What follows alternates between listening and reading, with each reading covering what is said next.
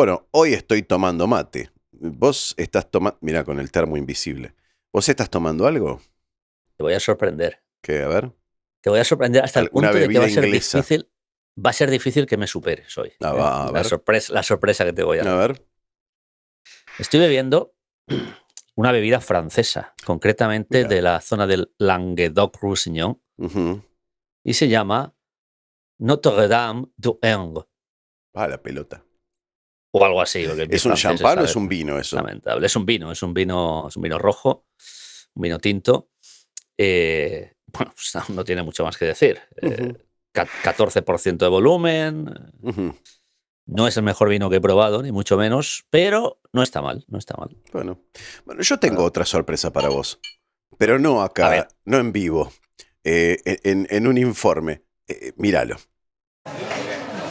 Desde aquí, desde Ushuaia, abrimos de esta manera, probando la Kim Stout Beagle, cerveza de mejor del mundo.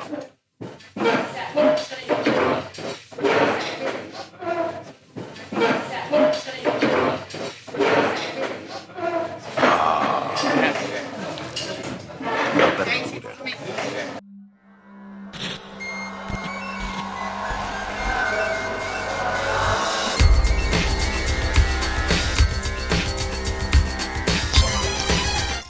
Bien, ¿qué te pareció la apertura? Bueno, a distancia. tengo que reconocer que no te voy a provocar nunca más porque me has superado.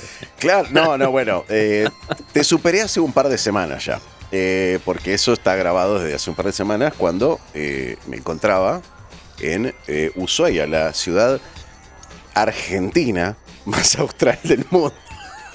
En realidad, Bueno, sí, todavía sigue siendo la ciudad más austral del mundo. Hay un poblado más austral. Exacto, si lo consideramos ciudad, Claro, tiene claro. todos los servicios, tiene una universidad, tiene Exacto. pues efectivamente. Sí, Pero sí, un luego está la desarrollo discusión importante. con vuestros queridos vecinos chilenos, está ese pequeño... ¿Cómo se llama? Es Puerto Williams. No, Puerto Lobos. Puerto Williams. Puerto Lobos Estás está en bastante Argentina. bien informado, muy bien. Puerto Williams, sí. No, ya sabes que en Planeta Cero hacemos muchos podcasts Por de supuesto. localizaciones extremas. Sí. Pero bueno. Puerto Williams viene a ser, en este momento, el poblado. Sucede que fue creciendo. Entonces, ¿qué pasa? Están reclamando ser la ciudad más austral del mundo. Nos ganan por metros. Unos kilómetros apenas. Sí, la discusión va a seguir creciendo. Sí. Porque seguro. yo ya leí que McMurdo, la base estadounidense de McMurdo, que está en la Antártida, bueno. ya está reclamando el puesto como ciudad. Es un asentamiento, es una base realmente. Claro. Pero como comienza a tener ya todos los servicios, lo está reclamando y está ubicada realmente en la Antártida. No cualquier importa. día de estos, la base Amundsen Scott, que está ubicada en el puto polo sur. Claro, ahí está.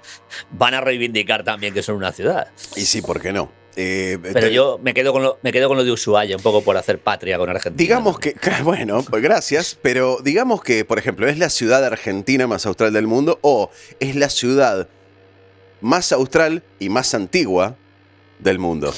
Es una buena Es la primer ciudad más austral del mundo. Ahí te gusta Así Chile. No. Un abrazo a los hermanos chilenos. Exacto, también me tengo que disculpar con nuestros seguidores desde Chile. Sí, no, disculpamos. Después de esto quizá tengamos menos... a mí lo que no me gusta es anecdótica. Lo que no me gusta, ahora que tengo el vino francés en la mano, es el vino chileno. Nunca me gustó. Nunca lo probé. Nunca me gustó. Yo probé unos cuantos, quizá un chileno me diga, tenéis que probar muchísimos más para hacer la comparación, pero probé unos cuantos y si hacemos el balance de los que probé argentinos y chilenos, sigo quedando con los argentinos. Sí, bueno, tienen fama de una buena producción vitivinícola, pero bueno, hay que ver. Calidad general. Bien, claro, y otra cosa, no sé si notaste que tengo atrás un barco. Un barco, es un barco, sí.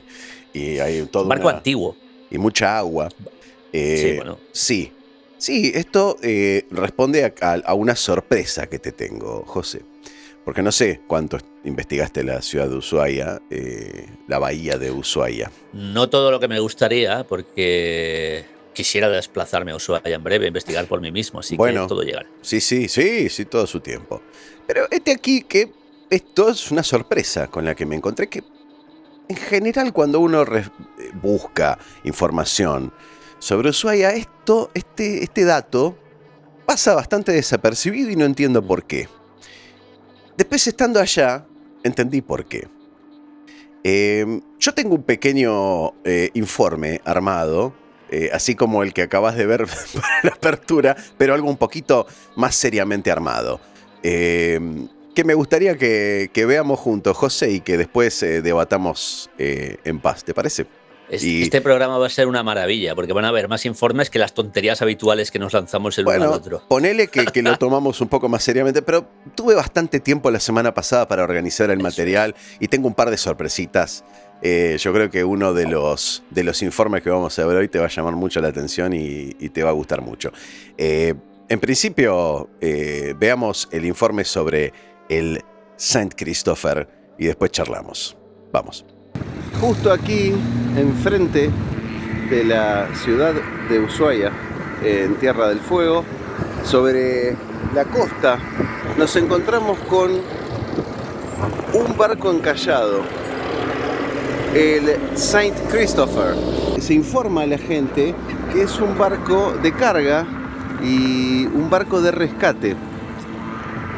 Curiosamente, lo que no se informa, hay poca documentación al respecto, pero se dice que este barco, de origen norteamericano, combatió en la Segunda Guerra Mundial. Fue parte del desembarco de Normandía como buque de apoyo, de rescate, pero tenía armamento a bordo. En el año 54 encalló en este lugar, a metros apenas de la costa de Ushuaia, y ya es un punto de referencia de la ciudad. Cuando uno consulta el verdadero origen de esta nave, poca gente menciona el hecho de que estuvo presente, fue parte del desembarco de Normandía.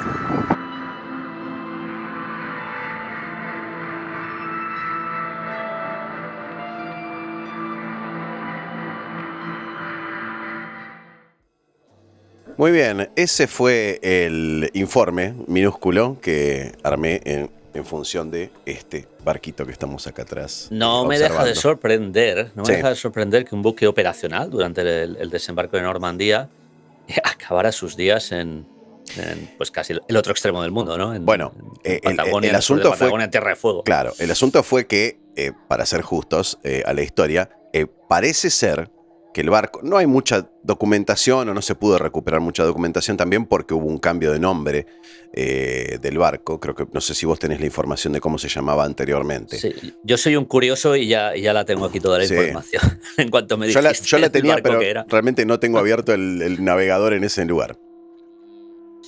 Sí, el barco originariamente... Bueno, es curioso porque el barco, prácticamente el desembarco en Normandía, fue una de las primeras misiones que hizo, ya que fue comisionado, por aquí está la ficha, el 24 de abril de 1944. Apenas un mes y un poquito antes del desembarco, o sea, en Boston, Massachusetts. Bien. Es un barco norteamericano. Y es curioso, por si la gente lo quiere buscar, la gente puede buscar en Google, puede buscar información sobre el St. Christopher, que participó en la Segunda Guerra Mundial, y le aparecerá un barco escocés. Ajá. Que efectivamente hay un barco escocés bastante famoso que fue el St. Christopher. Claro, pero no estamos hablando del mismo, claro. No es este, no. Claro. Porque este navío se llamaba, por aquel entonces fue bautizado como Justice, el Justicia, el Justice. Fue cuando se vendió, por aquí tenía el dato, se vendió a Costa Rica, me parece que se vendió en primer lugar, que fue cuando cambió el nombre. Efectivamente. No, perdón, se vendió a un particular que era un bonaerense, un porteño llamado Leopoldo Simoncini. Ese es el dato que yo conozco, claro, que este hombre lo compró. Lo de Costa Rica aparece porque al barco se le puso bandera de Costa Rica. Se le puso bandera de Costa Rica y el nombre es San Christopher. Esto fue en 1947. Y de ahí pues hasta su final en el año 57. que es cuando 1957 fue cuando fue abandonado ahí. Encalló en el 54, ese es el dato que yo tenía. Eso es, porque, y ya fue abandonado totalmente en el 57. Porque este hombre, argentino que citaste antes, lo compró como barco de remolque y de rescate de otras naves. Y entonces terminó en el sur argentino. Vaya uno a saber por qué. Pero sigue siendo interesantísimo el hecho de que un barco que haya participado. Bueno, primero, fue armado en Boston, en Massachusetts. Fue a Europa a hacer tareas no de combate, pero bueno, sí de apoyo, de logístico en el desembarco de Normandía. Y después, pues fíjate lo que es la vida, ¿no? Acabó. ¿Cómo terminó? Lo que a mí me llama mucho la atención. Casi en el Polo Sur. Sí. Lo que a mí me llama mucho la atención siempre con este tipo de cosas que tienen que ver con la guerra. Así como barcos, así como aviones, el del desarrollo de fuerza aérea de cualquier país. Incluso construcciones, y eso se relaciona con el presidio del cual vamos a hablar más adelante hoy en el programa, el presidio, el actual museo del presidio de Ushuaia. Pero este tipo de artefactos, ya sea barcos, aviones, construcciones, el tiempo de operación es muy corto en relación a la tremenda, espantosa inversión que se hace muchas veces para su desarrollo o su construcción. A mí siempre me llama la atención esto. Es como que el país en ese momento, ese gobierno de turno durante el conflicto, sea cual sea, en este caso la Segunda Guerra Mundial, se hace porque hay un objetivo concreto para lograr y después estamos hablando de miles de millones de dólares en desarrollo, en construcción, y históricamente uno lo piensa y que es plata perdida, es tremendamente perdida. Podemos pensar, desde ese punto de vista tienes toda la razón, es absolutamente cierto, pero también pensándolo yo económicamente pienso, desde uno, ¿no? Sí, o sea, exacto. Claro, yo no tengo esa plata y digo, ¿cómo puede ser que se gaste en todo eso? Claro que no, no es lo importante. Pero yo lo pienso desde el punto de vista, como dices, vida muy corta, fíjate, desde el 44 al 57, claro, estamos hablando de 13 años, 13 años. Bueno, 54, realmente encañó el 54, aunque 10 años. Claro. Pero efectividad 3. Espectacular. Bueno, puede que sí. No, efectividad, todo lo que ha navegado ese barco, estamos hablando que de Boston se fue a Europa, supongo que haría el viaje de América a Europa varias veces durante la guerra. Sí. Después se le vendió a un empresario bonaerense, a saber por dónde pasó mientras tanto, y cuando este hombre lo tuvo, que como dices, lo utilizó de remolque, seguro que recorrió las costas de Sudamérica arriba y abajo varias veces. O sea, igual, seamos justos, cuando el tipo lo compró dejó de ser un barco de guerra. Entonces, realmente el periodo en donde accionó como tal, como barco de combate, guerra, lo que sea, para lo que sea que se haya utilizado, en ese periodo, fue mucho más corto, 3 años, 4. Y vos decís, pero mi reflexión es que este barco en 10 años vivió y visitó muchos más sitios de lo que muchas personas puedan visitar en 80. Seguro. Sí, seguro. Sí, totalmente. Bueno, esto fue una de las cosas que te traje que me parece que son para salvar en esta zona. Por supuesto, no fue la única que me fui 4 días y recorrí bastante. Por supuesto, a nosotros en el programa no nos interesa tanto un centro de esquí, ni una casa de té, ni nada de esas cosas, aunque uno en las vacaciones uno lo visita. Así como vos cuando te fuiste a la zona de las Highlands trajiste imágenes del Loch Ness, que es lo que tal vez nos ponemos a debatir aquí. Y no tanto de botellas de whisky. Por supuesto. O restaurantes que uno visite. Pero yo creo que otra de las cosas que tiene, digamos, importancia, ya sea histórica, ya sea estética, y de la influencia en el desarrollo de un lugar como es Ushuaia. Otra de las cosas es el tren del fin del mundo. Que es un destino, toda esta ciudad es un destino internacional muy fuerte, con mucha presencia en el turismo internacional. Entonces, también me tomé la libertad de armar como un poquito algunas imágenes sobre el tren del fin del mundo, que no sé si querés ver el informe o querés que charlemos sobre las imágenes como para... Te decía antes, Gustavo, te decía que es mejor que veamos los informes a que empecemos con nuestras boludeces habituales. No, así las vamos a decir, no pasa nada. Bueno, dale al informe. Vamos a ver algunas imágenes entonces del tren del fin del mundo. Muy bien, aquí tenemos el ingreso al tren del fin del mundo. ¿Qué pasa? Sí. Por cierto, Gustavo, cuenta un poco la línea ferroviaria del final, para los que no sepan un poco, las que no lo vean desde Argentina, ¿de qué consta esta línea ferroviaria? ¿Y por qué se llama el fin del mundo? Que yo creo que casi todos nos lo imaginan. Sí, no, por supuesto, es el fin del mundo porque es literalmente hasta esta discusión que decíamos con el Puerto Williams, con el poblado más de Puerto al sur Williams. Ya no hay trenes, más al sur. Claro, exacto, este sería el último tren del mundo. Pero al sur. La cuestión es esta. Cuando uno va a visitar Ushuaia, o al menos esto es lo que me sucedió a mí, cuando uno nunca miró un mapa de Ushuaia, que no sabe exactamente dónde se encuentra el presidio, que no sabe qué relación existe con el tren del fin del mundo, llamado tren del fin del mundo, uno dice, bueno, en Ushuaia hay una cárcel vieja y hay un trencito que te lleva por el Parque Nacional Tierra del Fuego. No. Es un buen resumen de... Exacto, no, pero no es así, claro. El asunto es este. La cárcel fue la primera construcción que se realizó importante y de hecho, ¿qué pasa? La cárcel se construyó con un objetivo clarísimo.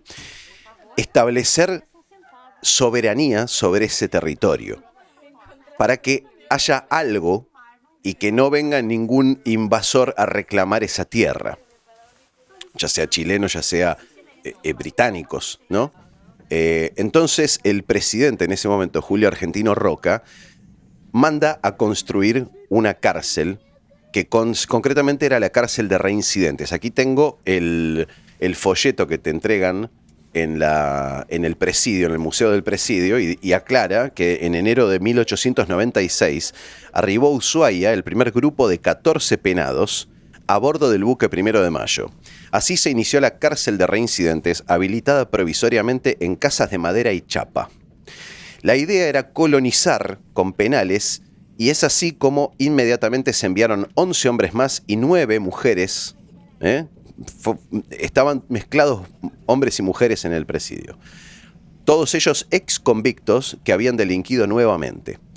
Y esta misma gente, fíjate los años, estamos hablando de el primer grupo de penados arribó en enero de 1896 y la cárcel comienza a construirse en 1902 porque fue construida por los mismísimos presos. Y los Habrá quien piense, con este dato que has dado, de juntaron hombres y mujeres, no había una cárcel porque la tenían que construir, y alguno estará pensando, eran reincidentes, y alguno estará pensando, pues qué pena más fantástica, los dejan por ahí sueltos. No. Obviamente hay que pensar en las condiciones climatológicas de Ushuaia. No hay que olvidarse que en verano el pico más alto de temperatura es cerca de los 10 grados centígrados. En invierno, por supuesto. Que no está nada mal. No está mal, para vos es como algo normal, de hecho es una primavera apenas.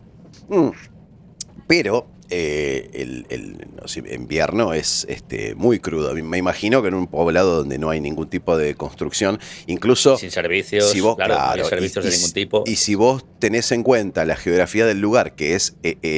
Ushuaia se ubica en la ladera de la cordillera de los Andes. Entonces vos mirás hacia atrás y tenés a menos de 1 kilómetro una montaña, y hacia adelante tenés la bahía con el agua. O sea, es un lugar, me imagino... No hay escapatoria. Aparte de que no hay escapatoria, eso también es cierto. Me imagino que lo dramático del lugar es... Las condiciones climáticas debían ser espantosas. Hoy en día no se sufre, pero cuando hay viento, te la quiero ver, es duro. Pero imagínate sin calefacción, sin absolutamente nada. Y sin ningún otro tipo de construcción que te repare de ningún viento. Y si viene el viento del sur, me imagino que debe ser espantoso. Entonces, para retomar la historia, se construye la cárcel. ¿Y dónde están las canteras donde pueden ir a buscar piedra para construir los presos mismos? O sea, los presos fueron los albañiles de la cárcel y los celadores, los vigilantes, fueron entrenados como capataces de obra para dirigir la tarea. Eso es fantástico, eso no tiene precedentes en ningún lugar. ¿Y dónde iban? ¿Cuál era la cantera donde iban a buscar la piedra para la construcción o la madera para calefaccionarse y para la construcción también? Bueno, se tendió una línea ferroviaria desde el presidio que, volviendo a lo que decía antes, cuando uno ve Ushuaia, dice, bueno, ¿y el presidio dónde está? El presidio está dentro. El presidio está a 2 cuadras del centro de hoy en día de Ushuaia. Entonces, cuando a uno lo llevan al tren del fin del mundo, ¿qué sucede?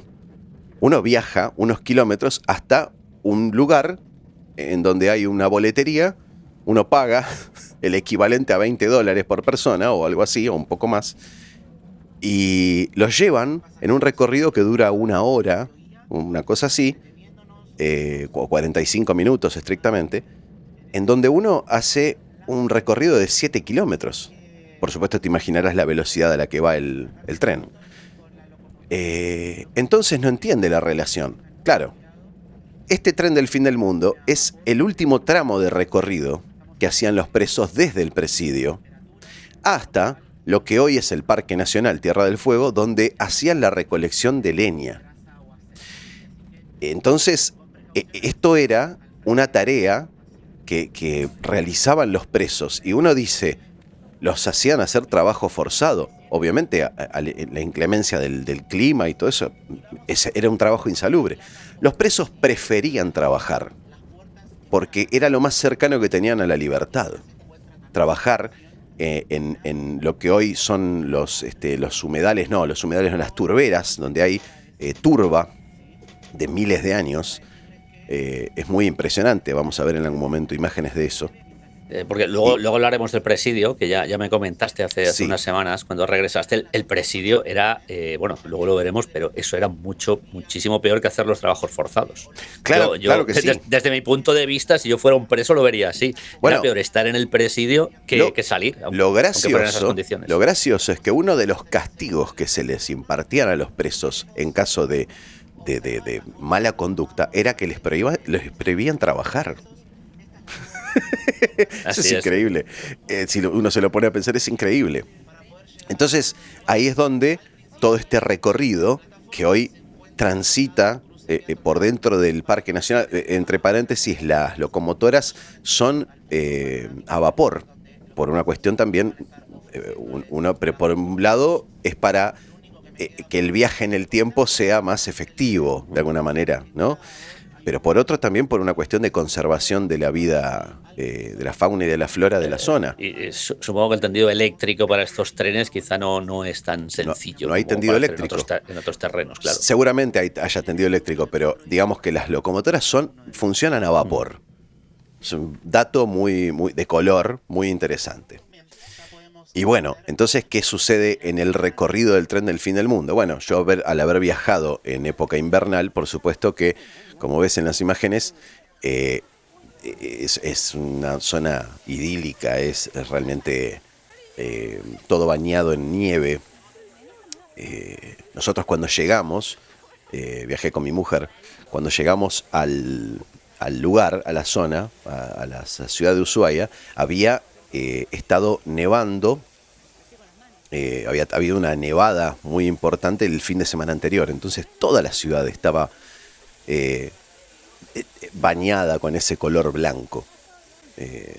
Después, cuando ya nos estábamos yendo, el último día, ya había licuado bastante la nieve y el hielo, sobre todo, que es lo que hace que sea peligroso moverse por la ciudad por riesgos de patinadas, y es terrible. El hielo es una pista de patinaje. Vos la conoces.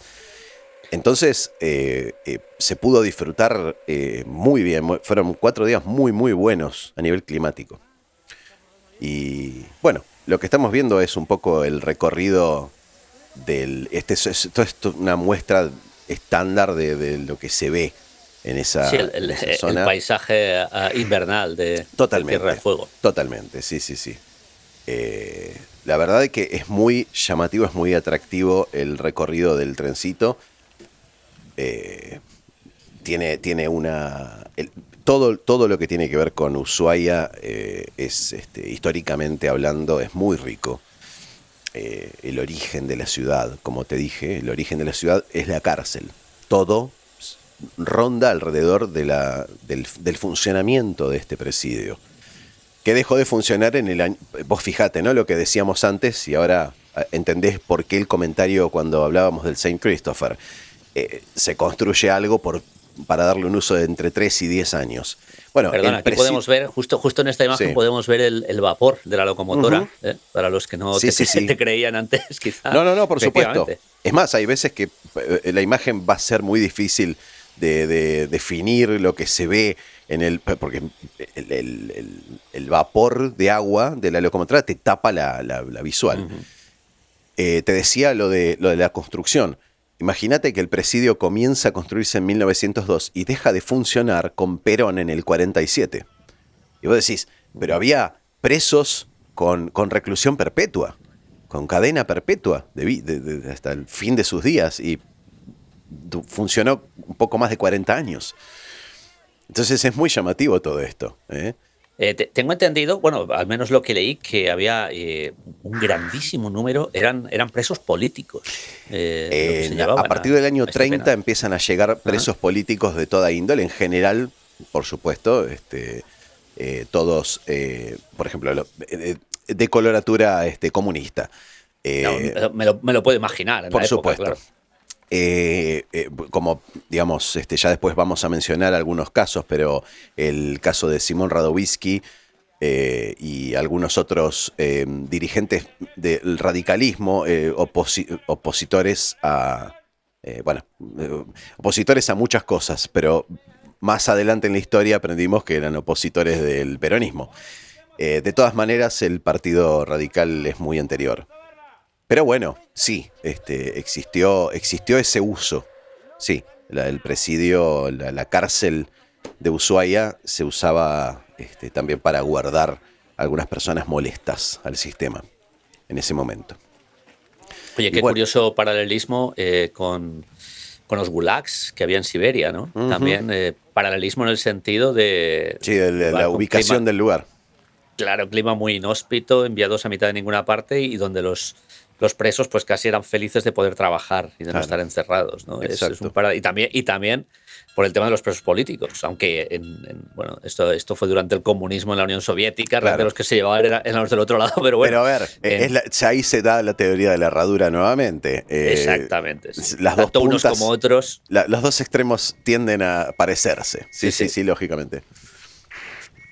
Bueno, lo que es imágenes es verdaderamente precioso. El lugar es increíble. Eso que estás viendo ahí es una de las estaciones. De hecho, es la única estación en la cual el tren se detiene. Aproximadamente a un cuarto o a un tercio del recorrido. Y después sigue hasta su final. Como bien decías, la velocidad del tren pues no va a provocar vértigo a nadie. No, para nada. Y te permite apreciar el paisaje, que es para lo que uno hace esto. Y aprender un poco sobre los aspectos topográficos y la historia del lugar. En algún momento también se menciona los famosos tocones, que son troncos de árboles que están talados, que tienen muchísimos años, décadas, casi un siglo, y en función del tamaño que tiene el tocón, propiamente dicho, uno puede sacar la conclusión de cuándo fue talado, si fue talado en verano o fue talado en invierno, porque en el invierno va a haber unos cuantos centímetros de nieve, entonces los más largos fueron talados en invierno, y por supuesto no volvieron a crecer nunca más. Entonces queda la prueba de la tala que realizaron los presos, ¿no? Para, por supuesto, para calefaccionarse, ¿no?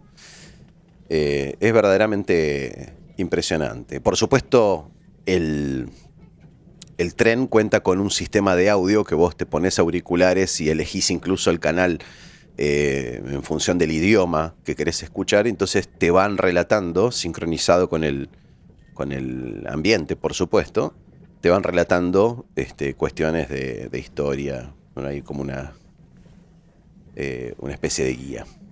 O sea, estaba todo lleno de hielo eso, me acuerdo. Había que caminar muy, muy despacio. Había gente patinándose. Los porteños no estáis acostumbrados a estas cosas. Para nada. No. Después andás pisando huevo, como decimos nosotros, cuando caminas por Capital a la vuelta, porque ya quedás entrenado para caminar como pingüino. Te dicen que tenés que caminar como pingüino, en el paso corto. ¿Cuándo fue? Sí, me comentaste que la última vez que visteis la nieve en Buenos Aires, ¿cuánto fue? Hace décadas, ¿no? No, fue el 9 de julio del 2007. Bueno, sí, hace décadas, hace 2 décadas. Bueno, sí, visto una década y media. Década y media, claro. Uh-huh. Es década en plural. Y el precedente de eso fue en los años 60. Ahí sí que hace muchas décadas. Ahí sí. Pero tuvimos la fortuna de tener una pequeña aguanieve barra nieve. Que sí, claro, no tuvo. Para la vida de mucha gente, incluyendo la mía, no tuvo precedentes.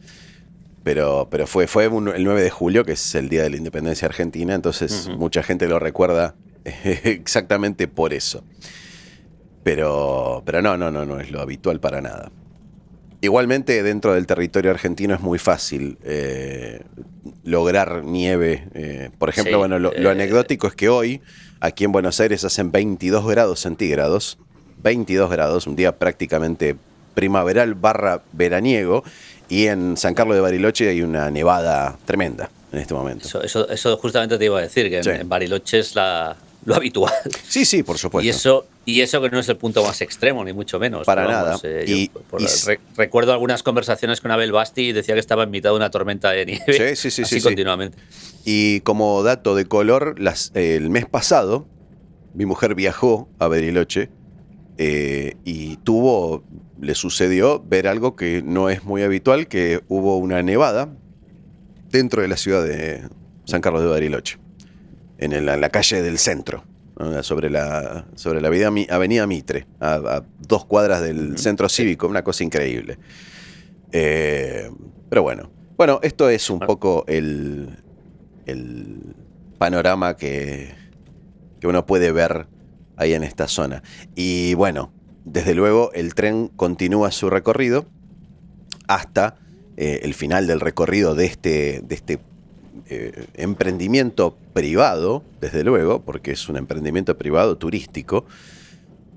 Hay que ver realmente... bueno, por supuesto, las locomotoras son modernas o son estéticamente tal vez no, pero con un funcionamiento bastante adaptado, moderno. Es una locomotora a vapor, pero funciona con combustible líquido, no con leña. Y por supuesto el resto del coche, los carros que tira la locomotora no son los de la época, desde luego. Y habría que ver si el tendido es exactamente el original. Intuyo que no. Probablemente no. Para que siga funcionando lo habrán cuanto menos remodelado de alguna manera, ¿no? Por supuesto. Y entonces el final del recorrido te deja dentro, en el corazón del Parque Nacional Tierra del Fuego, donde uno continúa el recorrido en vehículo. Y el final es el famoso final de la Ruta 3, que decíamos en el programa anterior de Alaska, que une Alaska con Tierra del Fuego. La Ruta 3, parte de la Panamericana. El fin de la Ruta 3 es en Bahía La Pataya, que es donde uno se saca fotos en un mirador y ve el cartel donde está el mojón que dice: este es el final de la Ruta 3. Entonces, Gustavo, ¿cuándo vamos a hacer la ruta de la Panamericana completa? Cuando vos gustes.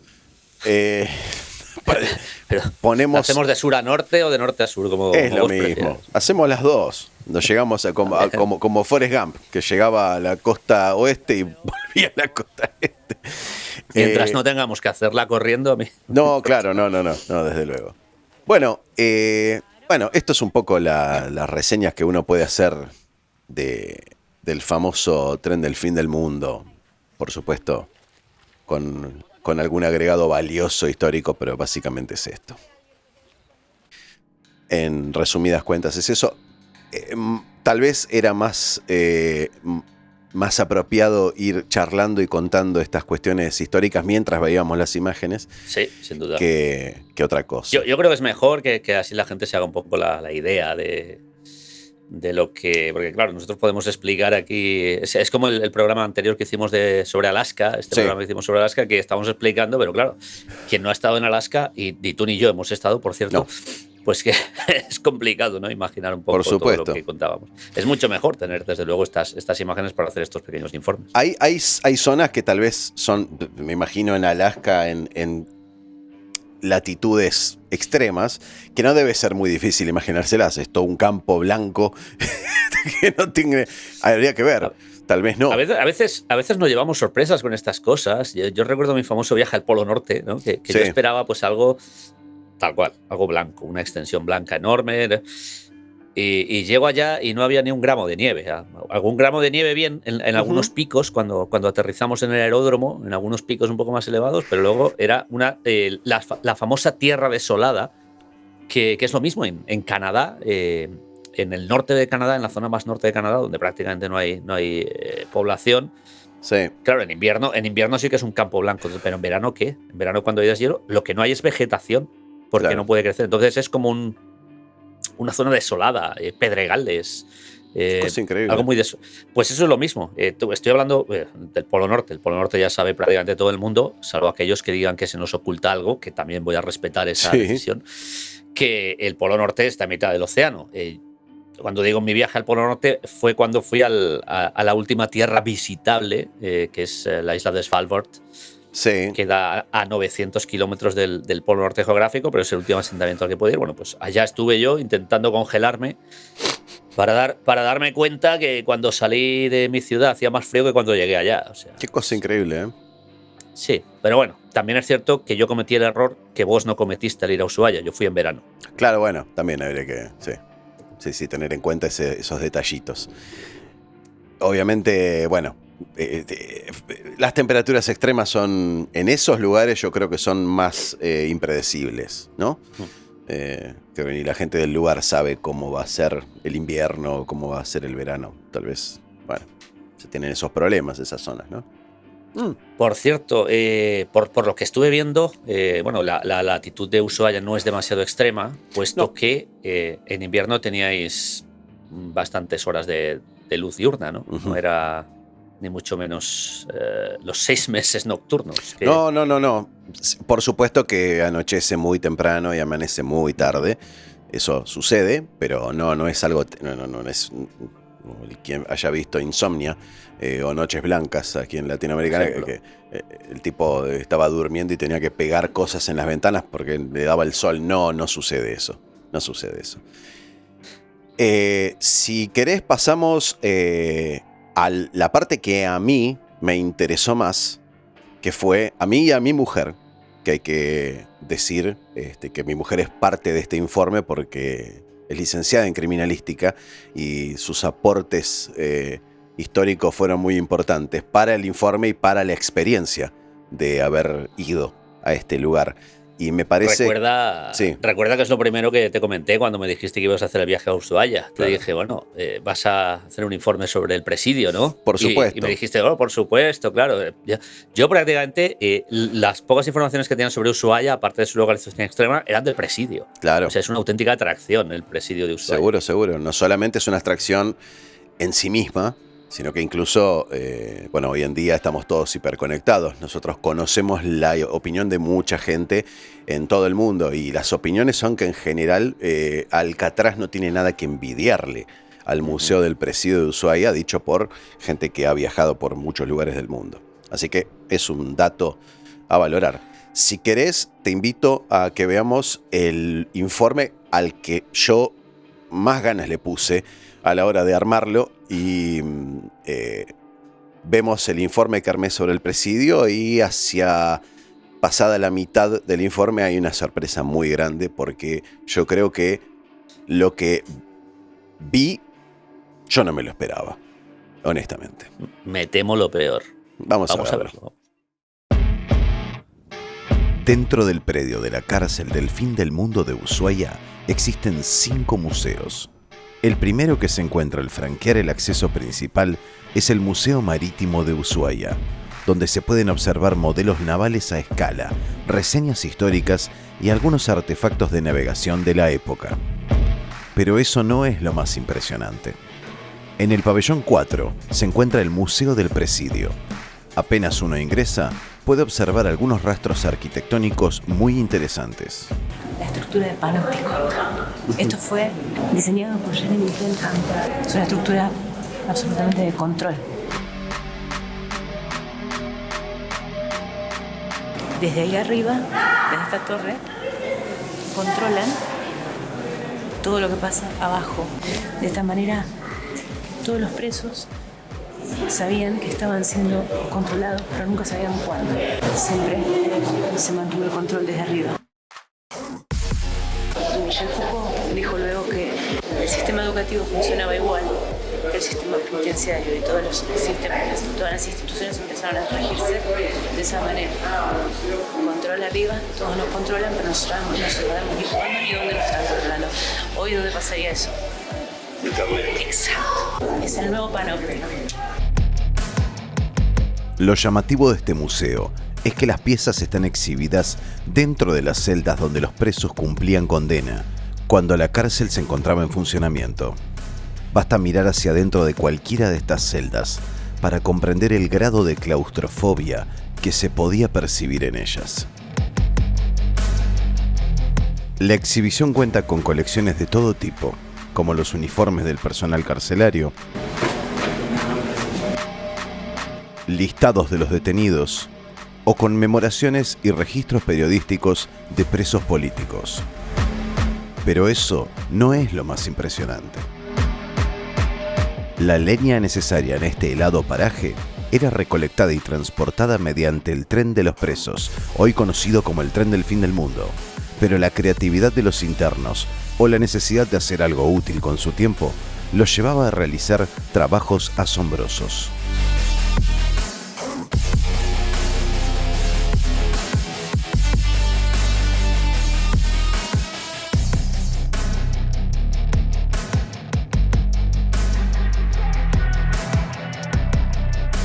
No solamente se dedicaban a confeccionar muebles, también contaban con una imprenta, desde donde se imprimían periódicos locales, el boletín oficial y otras publicaciones intercarcelarias.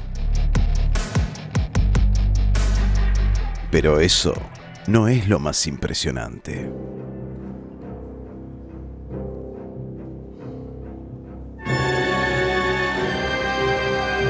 Los presos más célebres que albergó este presidio están representados por figuras de tamaño natural, ocupando sus celdas originales.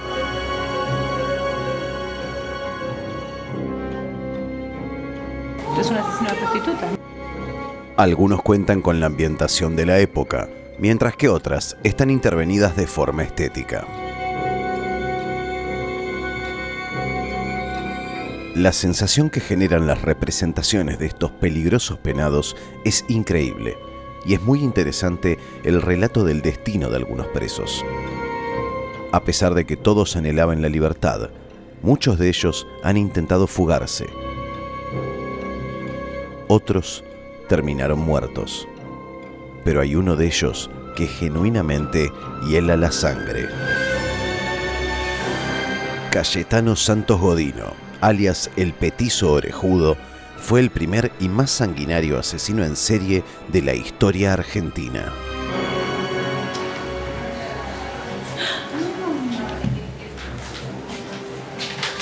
Me encantaban ver las cosas que él hacía, como todo asesino en serie, sus trabajos. Y cuando mató a un chiquitito, lo mató clavándole un clavazo, haciendo así. Cuando fue al velatorio del nenito, se delató. Ese fue el día que se delató. Porque se sacó del cuerpo y dijo, ¿Dónde está el clavo? Pero eso sí o no. Y la policía hizo eso como para ver si decía algo, porque le sacaron su impronta.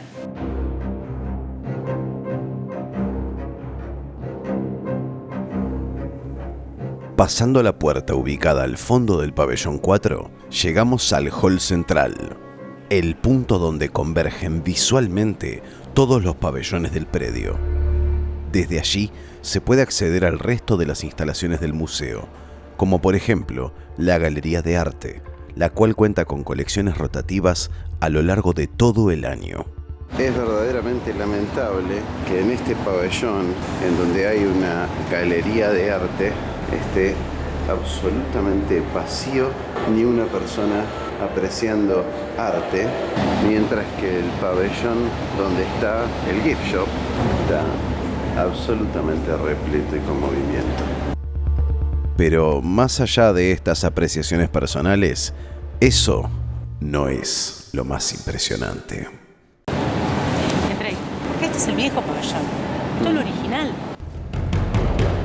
El pabellón 1, o pabellón histórico, fue el primero en ser construido en el año 1902. Esto sí da miedo. Mira que hay un bicho, ¿no? ¡Wow! Viviría acá. Te juro. Mira la mano.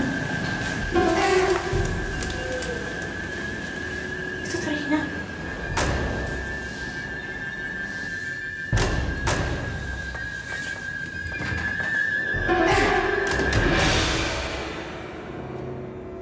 Estas celdas albergaron reclusos hasta el año 1947, cuando la cárcel fue cerrada por razones humanitarias. El frío que hace en este lugar. Pero continuó siendo utilizado como presidio militar hasta la década del 60. Papá. Chao. Oh my God, qué sensación. ¿Cómo está? Bien. Apaga la luz. No.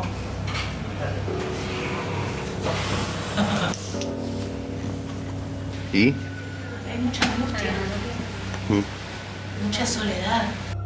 El estado general de las celdas da cuenta de la desolación que se vivía allí dentro.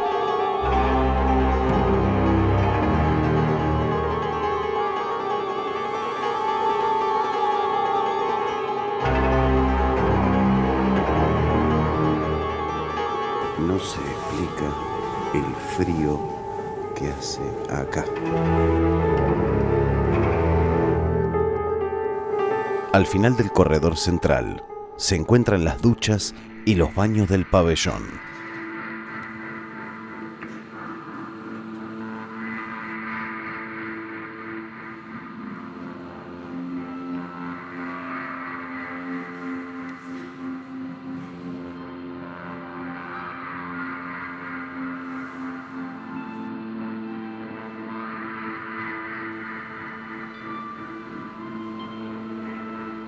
Y la letrina. Resulta muy curiosa la decisión de disponer las letrinas en semicírculo, respondiendo al patrón del panóptico.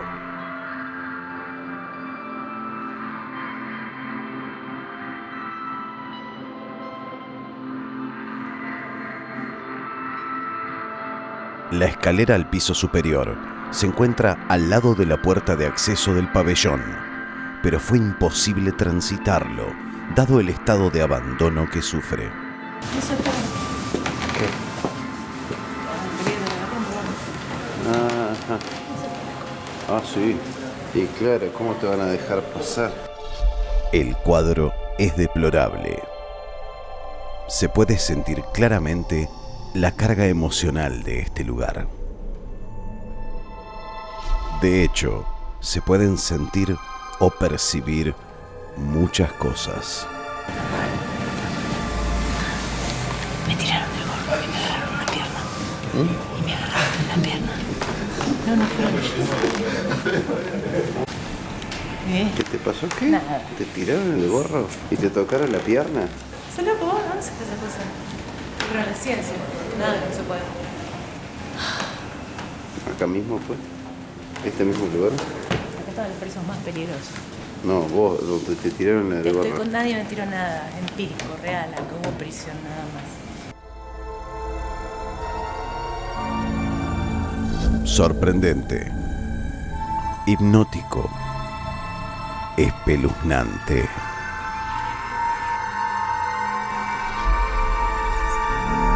El Museo del Presidio en Ushuaia. Muy bien. Ese fue el informe del Museo del Presidio. Realmente no. Bueno, yo creo que quizá más de uno ya se habrá dado cuenta de lo que ha sucedido al final del informe. Uh-huh. Y que no se haya dado cuenta, pues que no se escandalice, porque son muchísimos los reportes que hay de todo tipo de actividad paranormal. Desde luego en un lugar así no se puede esperar otra cosa, pero hay muchísimos reportes. Te voy a dar un dato. Hay un grupo de gente que es muy fácil de ubicar, que se llama Experiencia TDF, Experiencia Tierra del Fuego, que realizan, es un grupo que vive, o no sé si vive de eso, pero es un grupo que realiza actividades turísticas de índole paranormal. Se meten en el presidio durante la noche, llevan elementos de medición de campo electromagnético y de diversas, de temperatura y todas esas cosas, y realizan ese tipo de experiencias. Van a buscar fantasmas, básicamente. Uh-huh. Es verdaderamente impresionante. Cuando uno dice, bueno, el Museo del Presidio, vamos a ver en la cárcel, toda esa parte inicial que se ve de la muestra, uno dice, bueno, no, yo no me esperaba esto. No sé realmente qué me esperaba. Honestamente, no sé qué es lo que estaba esperando ver ahí adentro. Pero no me esperaba ver esa organización. Hay una, incluso, no sé si se apreció en el informe, pero hay una línea conductual, si querés, hasta cronológica. Pero después cuando llegas al hall central y ves, porque se accede por ese punto, ¿no? Está armado de esa manera, entrás por un lugar. De hecho, salís por el mismo lugar. Entonces estás obligado a pasar por esa línea narrativa, si se quiere. Después hay también segundo nivel en todos los pabellones, en el de la Galería de Arte también.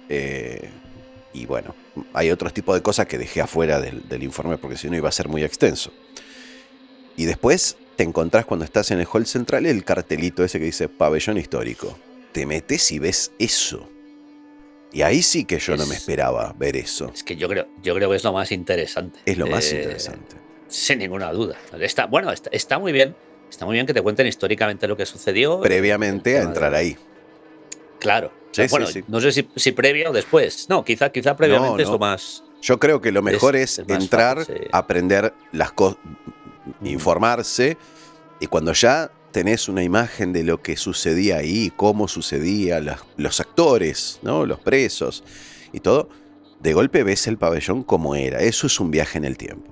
Eso es viajar 100 años atrás. Al que realmente le gusta la investigación in situ, es lo que yo siempre protesto de muchos lugares, claro. que tienen que estar tal y como estaban. Por ejemplo, los viajes que yo hago de Segunda Guerra Mundial, llegas a un búnker y el búnker pues le han puesto una exhibición, han puesto tal. Sí. Claro, ahí no está la gracia. La gracia está en verlo tal cual estaba en la época. Lógicamente no puede ser porque ha pasado el tiempo, pero que se haya quedado medianamente. Y yo creo que han conseguido. Ahí es donde realmente aprecias con estos vídeos que hacías con la torcha de la cámara, podías ver realmente lo mugrientas de las paredes, la soledad, la humedad.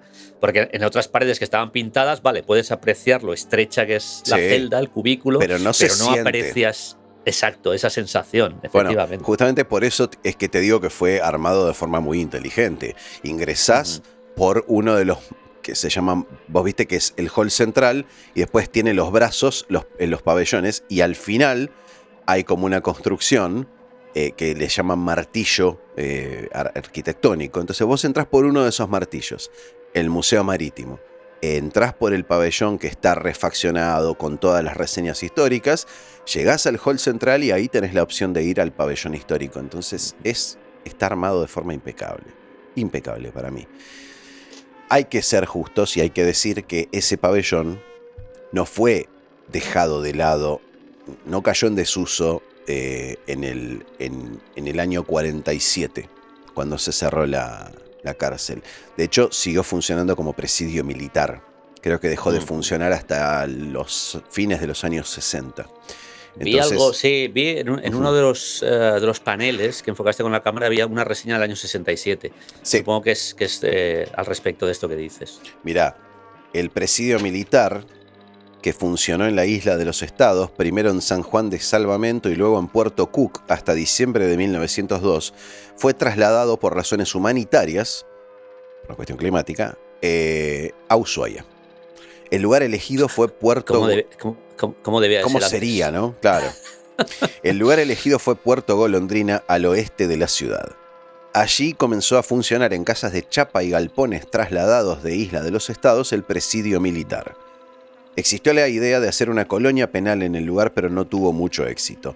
En 1911, el presidente de la Nación firmó el decreto que fusionó el presidio militar con la cárcel de reincidentes de Ushuaia. Y después el presidio militar continuó, después de la cárcel de reincidentes. Básicamente es eso lo que se puede decir. Hay muchísima información, fácilmente googleable. Me parece que lo que podemos aportar desde este lugar es tal vez esto que decíamos, la sensación. La sensación. Como veíamos en el informe, tanto mi mujer como yo no reparamos en expresar lo que nos pasaba en ese lugar. Y es verdaderamente... Uno puede atribuirlo a las cuestiones paranormales, por supuesto. Pero no, también puede no hacerlo. La construcción ya de por sí es distinta. Los techos son de chapa, en el pabellón 1 estoy hablando. La construcción era distinta, tenía otras características. Pero es increíble que desde el pabellón 4, el gift shop, la galería de arte, el hall central, con respecto al pabellón 1, al pabellón histórico, yo noté una caída de más de 5 grados de temperatura. Cuando uno entra ahí, es inmediato. Por supuesto, la humedad ayuda a esta sensación. Pero es lógico entender que hay gente buscando fantasmas ahí, porque es propicio el lugar. La verdad, la sensación que me llevé de Ushuaia en general y particularmente del Museo del Presidio fueron impecables, impresionantes. La verdad que es muy valioso.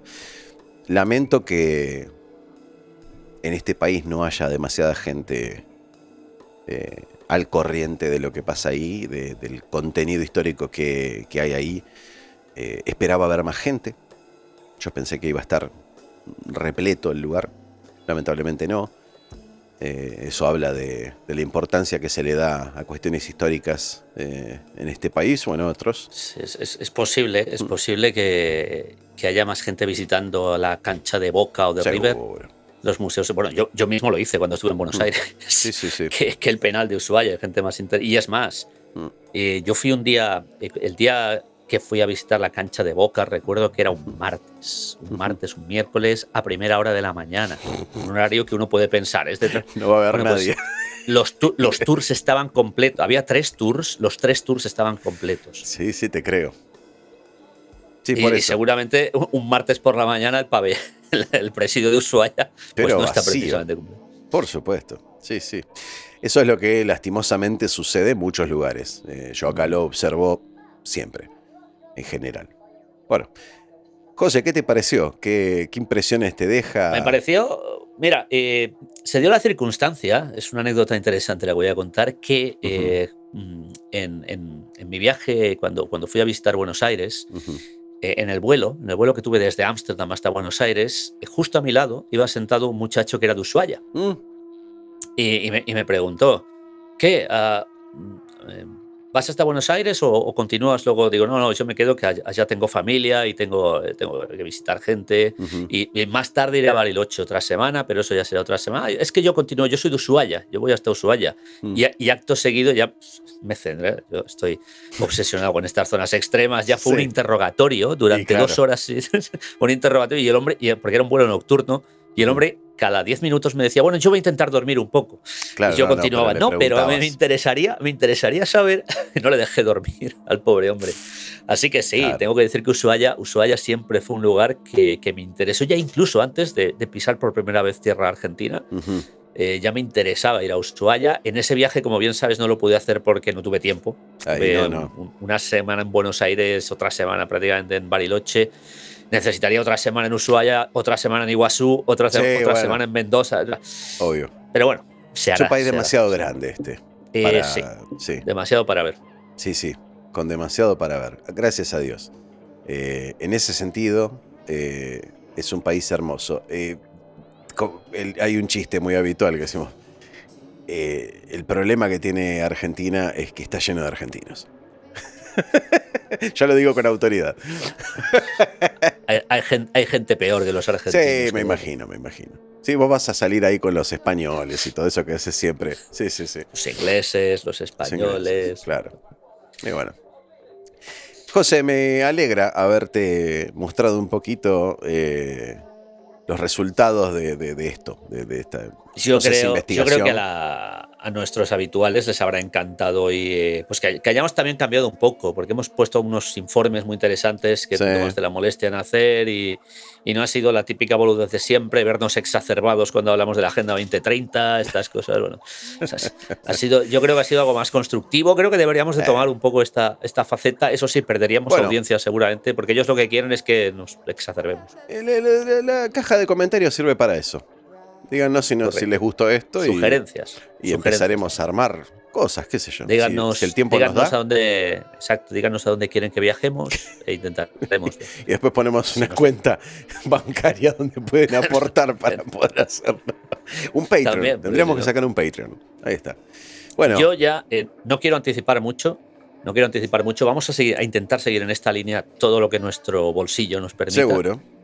Y ya voy a anticipar que hay un par de lugares que vamos a visitar en breve en Europa. Me voy a ocupar yo de hacer estas 2 visitas.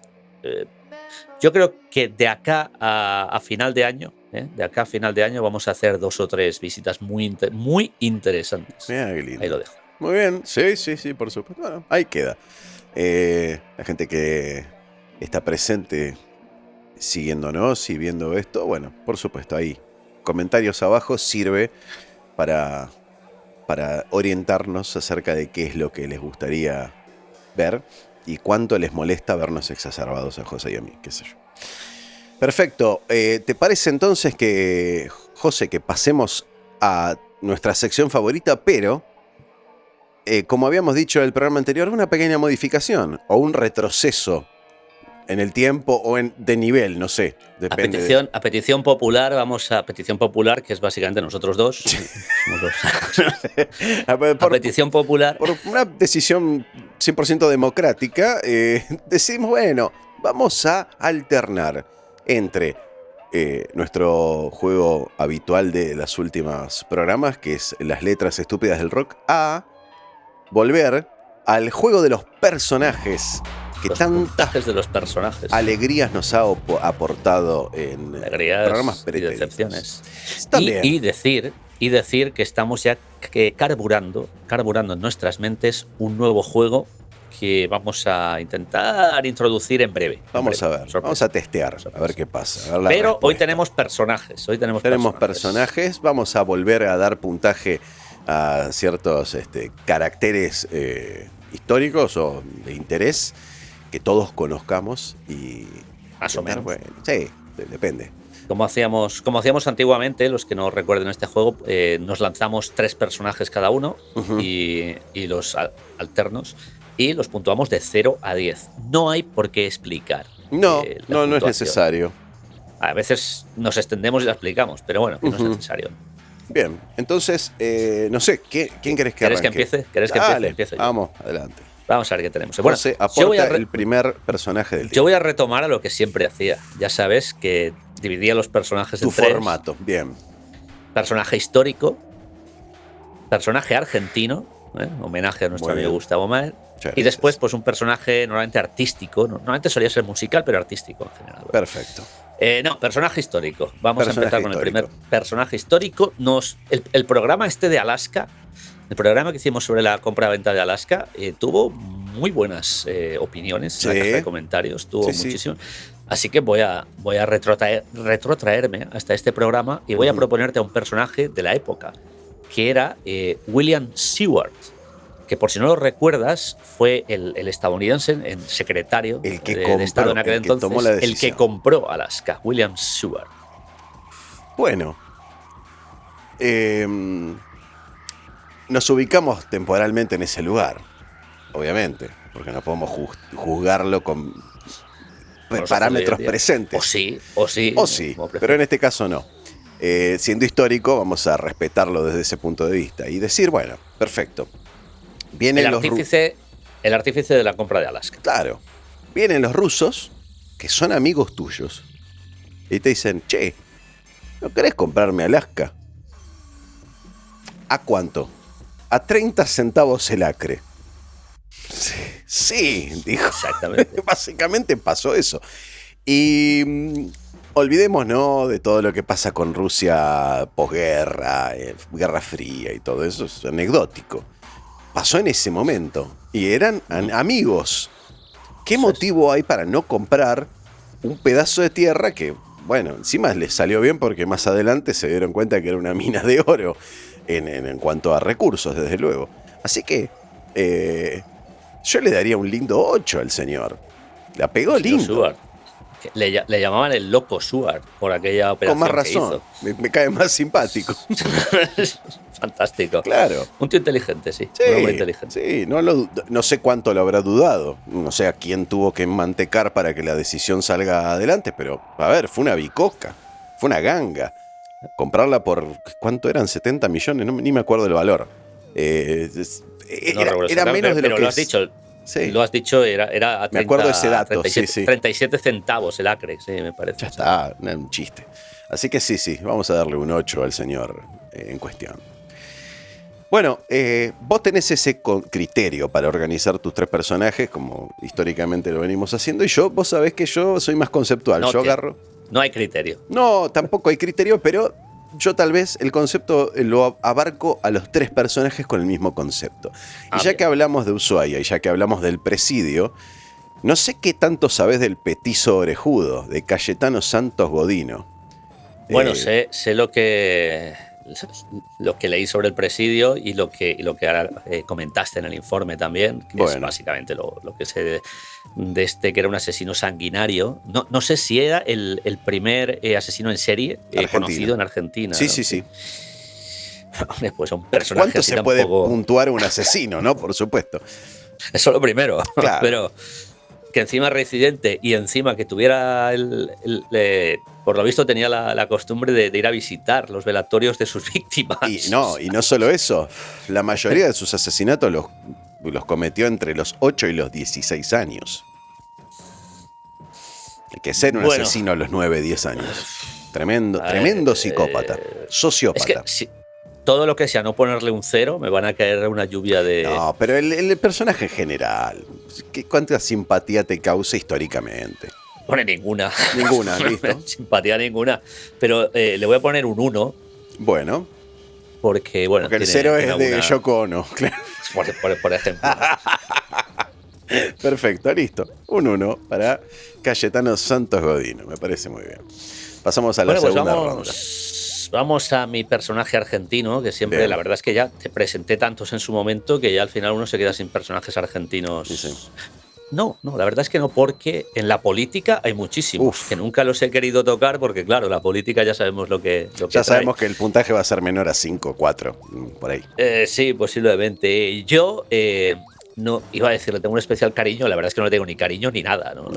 Simplemente lo que tengo es un especial recuerdo porque en mi tierna infancia, las primeras noticias que yo tenía políticos argentinos que salían en televisión o en radio, pues salía este hombre siempre, que era lógicamente el presidente de la República Argentina por aquel entonces, cuando yo era un tierno infante, que era Raúl Alfonsín.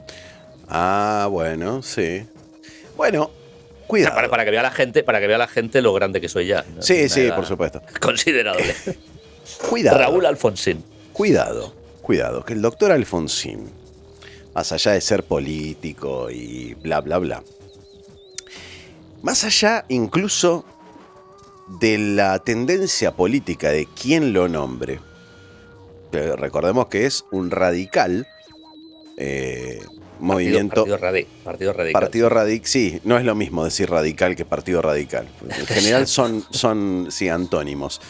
Pero porque no hubo nada más conservador que el Partido Radical en esta historia. Pero nunca se dignaron a cambiarle el nombre al partido, ni siquiera. Pero no importa. Esto es una opinión personal, por supuesto.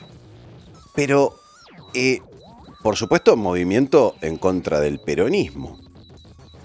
Leí una definición, por si alguien tampoco ubica mucho a Raúl Alfonsín, claro, que él mismo se definía como centro liberal derecha. O centro derecha liberal. Efectivamente, sí. Igualmente, gente de toda coloratura política lo considera el último prócer argentino. Hay que tenerle mucho respeto al doctor Alfonsín a raíz de algunas decisiones políticas en las que no voy a entrar, pero por ejemplo, se le atribuye la valentía de haberle hecho juicio a la junta militar posterior al golpe militar del año 76. Hablamos de que Alfonsín fue presidente argentino desde el 83 hasta el 89 en teoría, pero lo fue a partir del 88. Dejó el cargo en el 88 de forma prematura. Pues mira que yo creía que era incluso anterior. Creía yo que era incluso anterior. No. Entonces el 83 que marca el comienzo de la democracia y el fin de la guerra de Malvinas y el fin de, por supuesto...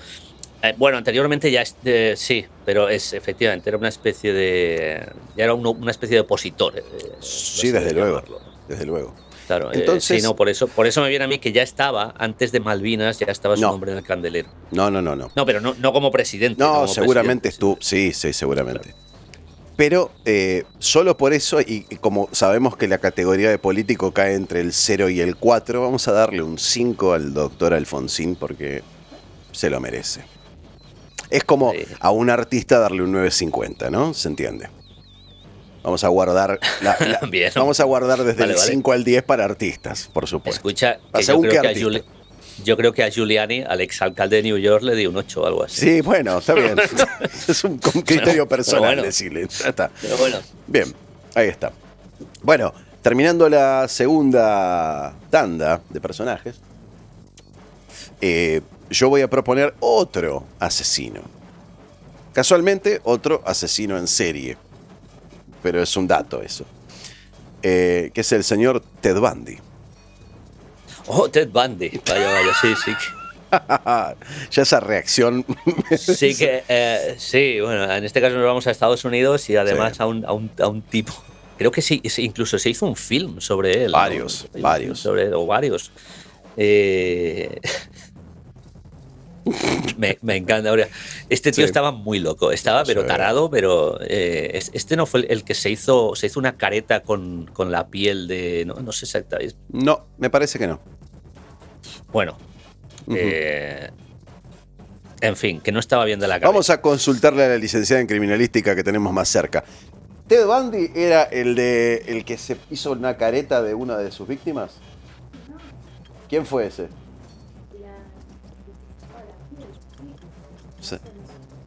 No, bueno, desconocemos el nombre, pero era Ted Bundy. Ted Bundy hizo alguna otra locura con partes de sus víctimas. Yo recuerdo haber leído al respecto. Lo que tiene es un récord inmenso de cantidad de víctimas, eso seguro. Pero estaba como una cabra. Es más, nunca le pusieron, no pudieron. A este sí que le voy a poner un 0, porque este no tiene excusa ninguna. No. Estaba... Lo pusieron en la silla eléctrica en los años 90, creo, finalmente terminaron con su miseria. Para esa época, pero estuvo más de 10 años en Death Row. Bueno, la excusa, creo que le intentaban, si se puede poner alguna excusa a la gente, los psicoanalistas y la gente que lo trató, es el aislamiento que había tenido. Había vivido en mucho aislamiento de niño, ¿no? Puede ser. En una granja. Pero vamos, que no es excusa. Yo también... nací y me crié en una granja y no voy por ahí matando gente. Por supuesto. Sí, los que están con el tema de perfilación criminal nos van a tirar con algo, pero bueno, es real. No hay condiciones sine qua non para salir a matar gente después. Uno viene mal de fábrica o no. Bien, en fin, que hoy no me vas a dejar poner una puntuación. No, creo que... No sé, esperemos. 0 para Ted Bundy. Seguimos entonces con la tercera ronda. Nos queda, sí, el personaje artístico musical. Bueno, siempre nos vamos al rock, ¿no? Al tema del rock, sí. Algún músico de rock. Hoy nos vamos a ir un poquito más atrás, no mucho. Muy bien. Nos vamos a ir al blues. Muy bien. A los inicios del blues. Los años 30, el delta del Mississippi. Blues rural. Un personaje que quiere ser famoso no encuentra la manera y al final lo que hace es irse a un cruce de carreteras y pactar con el diablo. Estoy hablando del mismísimo Robert Johnson. Robert Johnson tiene una historia impecable, muy particular, y si uno ve su historia en forma global sin profundizar demasiado, dice, bueno, este hombre claramente hizo un pacto con el diablo. Esos son los testimonios la polvareda que levantó Robert Johnson a lo largo de su historia. Porque, para reseña muy corta, Robert Johnson intentaba introducirse en la escena artística sin ningún éxito, porque era echado de muchas agrupaciones musicales con el argumento de que era malo. Era malo. Y un día desaparece. Y un tiempo después, tiempo prudencial, que desconozco, pudieron ser 6 meses, pudieron ser 3 años, no interesa, no viene al caso, reaparece en la escena. Y reaparece con una grabación incluso. Hay pocos registros discográficos de Robert Johnson, creo que alrededor de 14 canciones dejó registradas, una cosa así. Son, lógicamente, hablando de los años 30 del siglo XX, el sonido es lamentable. Por supuesto. No se puede realmente calificar con nuestros oídos de hoy en día, pero los peritajes que se pueden realizar dan cuenta de un nivel que para la época, tal vez, no tenía precedentes. Y básicamente la gente que lo conocía dijo, pero este tipo, ¿cómo es que está tocando de esta manera? ¿Cómo es que cuando yo lo conocí no podía tocar 3 notas y hoy, bueno, se ganó el mote de Dios del Blues? Y el argumento que la gente en esa época, en esos entornos rurales también, ¿no? Hay que tener en cuenta eso. Pudo argumentar en su cabeza es, este tipo hizo un pacto con el demonio. De ahí sale todo el mito. Salen las películas, la famosa película Crossroads con este chico Ralph Macchio, con la mítica escena de duelo con el otro guitarrista que era casualmente Steve Vai. Y bueno, nada, te imaginarás que dada esa historia, todo este mito y realmente las grabaciones que dejó, no vamos a ponerle menos que 9. No podemos. Decir que también poca gente lo sabe, formaba parte del famoso Club de los 27. También, sí, creo que sí. Fue el primero. El primero, depende de cómo lo mire. Hay un compositor clásico que también, pero... Seguro, sí. No me acordaba de ese dato. Falleció con 27 años. Sí, falleció. Sí, es que falleció. Sí, porque también se habla de eso. Porque hay muchísimas... En fin, Robert Johnson. Un 9, fantástico. Un 9, sí. Y para culminar la ronda y el juego y el programa, te voy a proponer una pequeña mezcla entre el criterio que vengo siguiendo, que es te voy a proponer un asesino, que también tiene algo que ver con algo artístico. Me imagino que sabrás de quién te estoy hablando. El señor Charles Manson. Vamos a peor ya. Pero entendés por qué te lo propongo, ¿no? Dado tu gusto y fanatismo por los Beatles. Este no solamente era un asesino, sino que era un cara dura. No era un asesino. Bueno, no era un asesino porque no mató a nadie. Exacto. Ordenaba a otros que lo hicieran. Que esto a mí me retrae a algunos políticos de la peor calaña.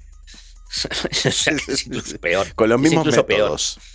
Sí, porque sí, lavar el cerebro, básicamente. Exacto. Es peor, porque al menos el asesino tiene las pelotas los cojones para ir y matar a él, claro. Y mancharse la sangre, ¿no? Con la sangre. Este tío no, este tío es lavar el cerebro, comer la cabeza ahí, chewing the ear, como se dice acá. Y bueno, ya sé que me vas a ir, bueno, es claro, pero puso unos temas de The Beatles mientras cometían él no, mientras sus súbditos cometían sus grandes hazañas, ¿no? Matando a Sharon Tate y compañía.